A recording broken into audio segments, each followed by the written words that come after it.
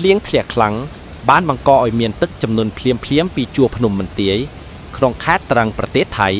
บรรดาเอาตึกตันเลตรังล้าวยางเลือนจับตั้งปีมะเสมึงไงที่หมกสีบนแค่เวจกาตึกจำนวนทำไมมวยบานโฮกัดสรุกเมืองตรังสรุกปาเลียน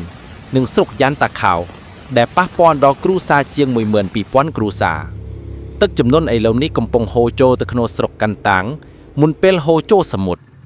ตึมหนึ่งนี่สาราเรียนเจียง60 ปรามเนื้อตู้เตียงแค่ตรังบันเบิดเฟียเนื้อทั้งไอที่หมกผลิบุญหมกผลิปรามค่ายวิจกาโดยซาแต่ตึกจุมนุน Heavy rainfall has triggered flash floods from the Bandat Mountains in Trang Province, causing the Trang River to rise rapidly. Since yesterday, November 24th, a new wave of floodwaters has swept through Mu In Trang, Palayan, and Yen Takao districts, affecting over 12,000 households. The floodwaters are now moving into Kant Ang district before draining into the sea. Meanwhile, more than 65 schools across Trang Province have closed on November 24th, 25 due to the flooding.